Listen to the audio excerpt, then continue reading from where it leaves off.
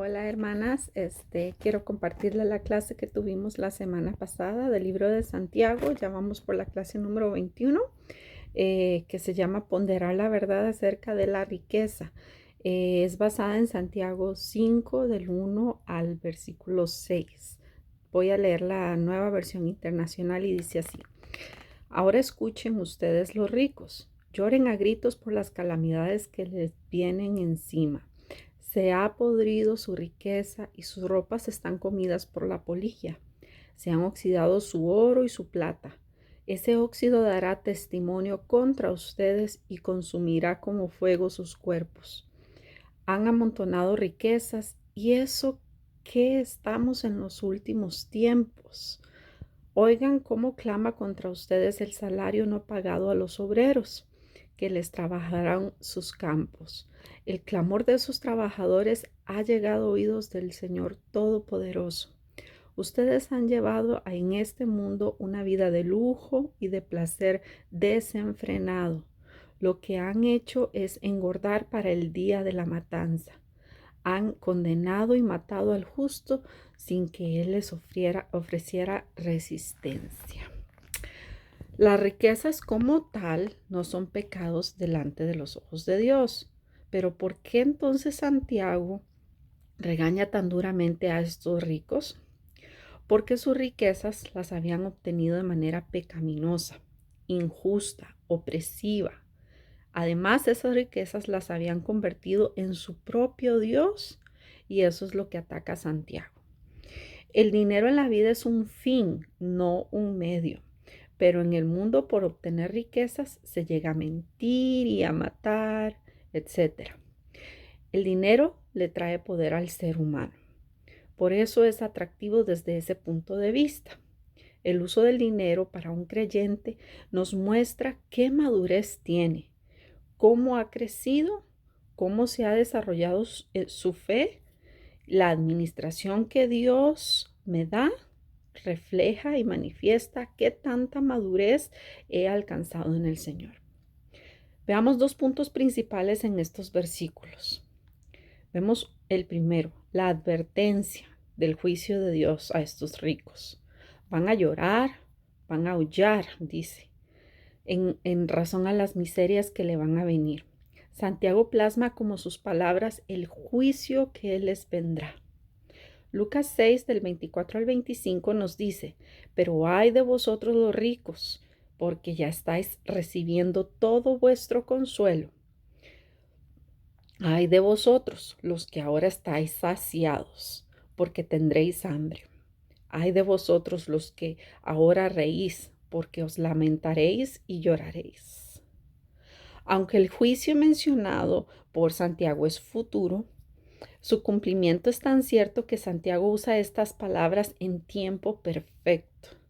Dice: sus riquezas estaban podridas, sus graneros llenos y no satisfacían al pobre, sus roperos llenos de ropa y los pobres con frío, sus riquezas acumuladas en bancos y sus hermanos en necesidad.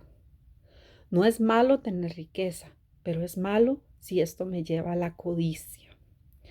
Proverbios 23, del 4 al 5 nos dice: no te afanes acumulando riquezas, no te obsesiones con ellas. ¿Acaso has podido verlas? No existen, es como si les salieran alas, pues se van volando como las águilas. La nueva versión internacional. Estas personas acumulan más y más tesoros, pero realmente acumulaban era ira para el día del juicio. Sofonías 1:18 nos dice esta palabra: no los podrán librar ni su plata ni su oro en el día de la ira del Señor. En el fuego de su celo será toda la tierra consumida. En un instante reducirá a la nada a todos los habitantes de la tierra. El segundo punto que vemos acá en estos versículos son los pecados por los cuales viene el juicio de Dios a estos ricos. Sus riquezas, según acá Santiago, se basaba en que retenían muchas veces el salario de sus trabajadores, los explotaban, ellos violaban explícitamente lo que decía la ley. Si vamos a Levíticos 19:13, decía, no explotes a tu prójimo, ni lo despojes de nada. No retengas el salario de tu jornalero hasta el día siguiente. En Deuteronomio 24, del 14 al 15, también nos dice la ley, no te aproveches del empleado pobre y necesitado, sea este un compatriota israelita o extranjero. Le pagará su jornal cada día antes de la puesta del sol, porque es pobre y cuenta solo con ese salario. De lo contrario, él clamará al Señor contra ti y tú resultarás convicto de pecado. Jeremías 22:13 también nos dice, ay del que edifica su casa y sus habitaciones superiores violentando la justicia y el derecho. Ay del que obliga a su prójimo a trabajar de balde y no le paga por su trabajo. El Señor de los ejércitos, dice Santiago en estos versículos, escuchó el clamor de estos oprimidos. Así que cuidado con aprovecharse o abusar de la gente. Ojo que los pobres también se aprovechan de los demás, no es solamente una situación a un lado. También vemos pobres que se aprovechan de su situación para sacar provecho, valga la redundancia, de los demás. Pero debemos de tener cuidado con abusar de aquel que me produce beneficios. El Señor de los ejércitos es aquel que está dispuesto a pelear por su pueblo. En segunda de Tesalonicenses 1:6 dice, Dios que es justo pagará con sufrimiento a quienes los hacen sufrir a ustedes. Mientras sus obreros no tenían qué comer, Santiago les dice a estos ricos en el versículo 5 que estos se deleitaban de su vida. Recordemos las riquezas de Salomón, Eclesiastés 2, del 4 al 8. Él aquí nos da un resumen de las cosas que logró. Engrandecí mis obras, edifiqué para mí casas, planté para mí viñas. Me hice huertos y jardines y planté en ellos árboles de todo fruto. Me hice estanques de agua para regar de ellos el bosque donde crecían los árboles. Compré siervos y siervas y tuve siervos nacidos en casa. También tuve posesión grande de vacas y de ovejas, más que todos los que fueron antes de mí en Jerusalén. Me amontoné también plata y oro y tesoros preciados de reyes y de provincias. Me hice de cantores y cantoras, de los deleites de los hijos de los hombres y de toda clase de instrumentos de música. Logró gran riqueza, fortunas inimaginables. Pero, ¿qué dice de esto que logró en el versículo 11 del mismo capítulo? Miré yo luego todas las obras que habían hecho mis manos y el trabajo que tomé para hacerlas. Y he aquí, todo era vanidad y aflicción de espíritu, y sin provecho debajo del sol. Nos preguntamos, ¿cómo es posible que alguien teniendo tanto pudo haber dicho esto? Si nos vamos a la historia contemporánea de los últimos tiempos, vemos a un multimillonario, John Rockefeller, empresario del siglo XX. Dijo lo siguiente: si tu única meta es ser rico, no lo conseguirás. Es equivocado asumir que los hombres con inmensa riqueza son siempre felices. He hecho millones, pero no me han traído felicidad alguna. Palabras de él. Henry Ford, que fue el creador de la compañía de autos Ford, dijo que era más feliz cuando hacía el simple trabajo de mecánico. En el mismo versículo 5, ¿por qué Santiago habla de engordar el corazón? Porque donde esté vuestro tesoro, ahí también estará vuestro corazón. ¿Cuál era el tesoro en el corazón de estos hombres? En el dinero, en sus riquezas, y y les habla del día de matanza también, describiéndoles el juicio que les espera a estas personas. Recordemos Santiago 2:6, pero vosotros habéis afrentado al pobre, no os oprimen los ricos y no son ellos los mismos que os arrastran a los tribunales. Y ahora en el último versículo del capítulo 5, en el verso 6, nos repite, habéis condenado y dado muerte al justo y él no os hace resistencia. Ahora, si Dios te bendice con una herencia o con tu trabajo que te da riquezas, es de bendición, pero el cómo uses es lo que determina. Usándola de manera piadosa, no ataca la riqueza en sí, Santiago, sino la actitud del rico es la que está atacando. Si leemos en Timoteo 6, del 9 al 10, aquí Pablo nos habla. ¿Por qué los que quieren enriquecerse caen en tentación y lazo? Y en muchas codicias necias y dañosas que hunden a los hombres en destrucción y perdición.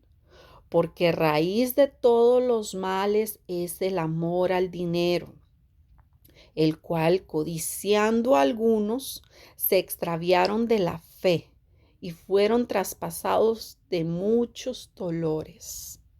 Ahora, Pablo en el versículo 17 aconseja al que es rico y creyente, diciendo, a los ricos de este siglo manda que no sean altivos, o sea, que mantengan la humildad, ni pongan la esperanza en las riquezas, las cuales son inciertas, sino en el Dios vivo, que nos da todas las cosas en abundancia para que las disfrutemos.